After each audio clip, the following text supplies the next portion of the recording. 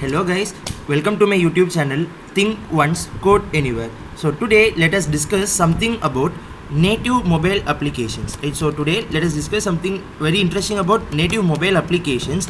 And here, what is exactly a native mobile application? Say for example, if I want to develop an Android application. Right? So if you want to develop an Android application, it means that you need to know either Java or you need to know about Kotlin. Right? So I need to know about Java or else I need to know entirely about Kotlin, so that with the help of something called as Android Studio, right? So with the help of Android Studio IDE, you can develop any application for an Android platform. Same way, now if I want to code for iOS, or else if I want to develop any application for iOS, then I need to know something called as Shift, or you can also go with something called as Objective C, right? So we have to go with either Shift or Objective C.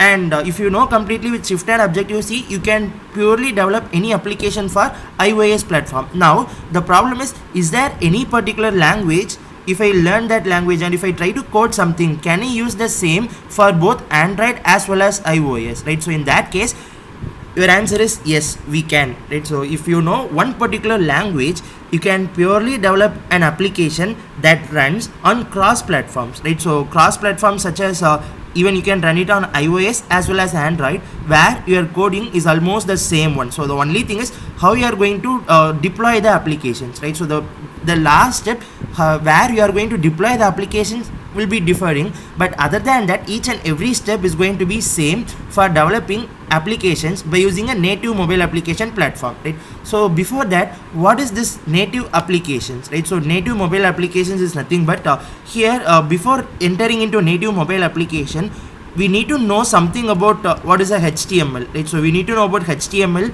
we need to know about CSS, right? So I need to know about something about HTML basics, CSS. Then most important thing is JavaScript, right? So if you know entirely about basics of HTML and CSS is fine, and if you know about entire JavaScript, then you are ready to learn something called as React, right? So now the next thing is we can learn something called as React.js, and with the help of React.js, you can go with something called as React Native, right?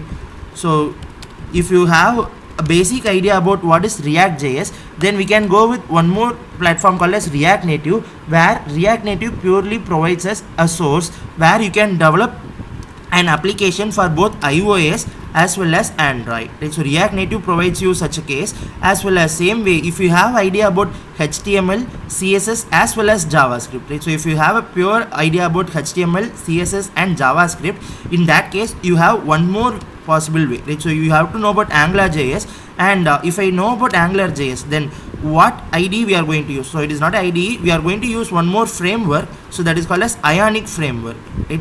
So either you can go with React Native or you can also go with Ionic framework, right? So Ionic framework is also provides us a cross platform. Same way you can code for either Android or else it can be for iOS too, right? So this is what the advantage of learning HTML, CSS and JavaScript, right? So after this, you have to go on learning with React.js, followed by React.js, you have to learn React Native, right? So React Native provides us a unique feature that it can develop, you can develop an application for both iOS as well as for Android, but the constraint is it is so simple to learn, it is easy to learn, and this React Native is entirely developed by Facebook community, right? So Facebook community has developed this React, right? So and you have wide sources for learning React, as well as even if you have any such errors or queries based on this React, you can directly go with a website called as Stack Overflow, where you will be getting a solution for each and every steps, right? So next is coming back with AngularJS, which is a pretty old framework, and even you can say like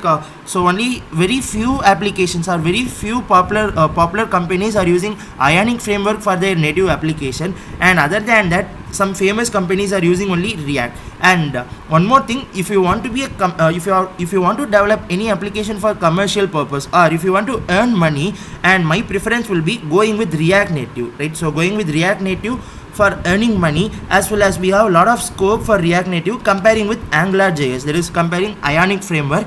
But Ionic framework is actually a faster one than React Native sometimes, right? So not always. So for some application, when it comes with the large scale integration or when it comes with the huge backend, right? So in that case, Ionic framework works smooth on every mobile phones. But when it comes with React.js, it lacks somehow with processing speed, right? So that is the main difference between React Native as well as Ionic framework.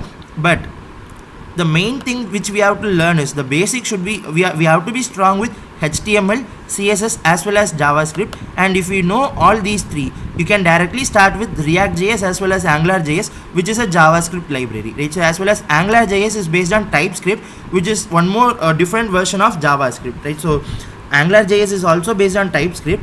And before going into Ionic framework, the requirements are you need to know about AngularJS, and if you need to know about AngularJS, it is mandatory for us to know about JavaScript, and also you need to know something about HTML as well as CSS, right?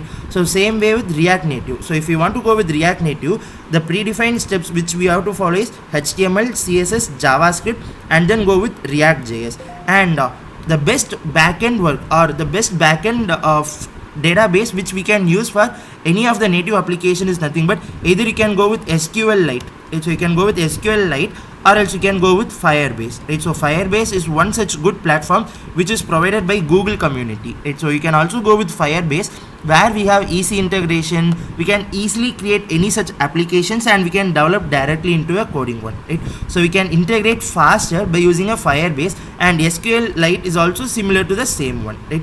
So you can go with either SQLite or you can go with Firebase, and it depends on the user which type of backend databases you want, right? So now let me show you some examples for companies which is using Ionic as well as your React Native, right? So here there are 10 applications. So there are some applications which is using Ionic framework for developing their applications. Say for example, we have an application called as SwartKit, then JustWatch, McDonald's, so McLaren, and MarketWatch, ChefSteps, etc. So these are applications that is currently running on Ionic framework. So same way we have some applications like Instagram, Facebook Ad Manager, Bloomberg, Gyroscope, Walmart, Skype, and Uber Eats. So all these applications are built by using a React Native. So is there any alternative way where I can develop for both Android as well as iOS? Yes. So we can also go with one more framework called as Flutter, right? So we have one more good framework called as Flutter, and but Flutter is not widely used. So it is a data. Flutter is one more framework, right? So Flutter is a framework which is developed by Google, but it is not so popular as comparing with Ionic framework as well as React Native, right? So the thing is, Flutter, if you want to go with Flutter, you want to learn a new language called as Dart. Right? So without learning Dart, you can't work with Flutter, right? So it means that the Dart is completely a different one, and if you know Java completely, right? So if you know Java, or else if you know .NET, right? So if you know Java or .NET, learning Dart is so simple for us, and if you know Dart, you can directly start with the Flutter framework, right? So but Flutter is not widely used, so my preference will be always either it is going to be React Native or else it is going to be Ionic framework. So think wisely or think well before starting with any one of the framework. And if you just go into either LinkedIn, or if you go into Indeed or Monster Job or whatever website it is, just type with jobs for React Native developer or else Ionic framework developer. So you have a wide scope in future for React Native, right? So comparing with Ionic framework as well as Flutter, you have a good scope for React Native as well as React.js, right? So and some applications that is using Flutter are Google Ads and Alibaba e-commerce, and so applications are using Flutter. And just do download each and every applications on your mobile and just check how it is running smooth on your mobile phone, right? So just see how you are going to so what type of application you want to develop, and just download some couple of applications and try with each that is developed by using Ionic, Flutter as well as React Native, and decide which is going to be your path, right? So for more awesome videos, just do subscribe to my channel Think Once Code Anywhere.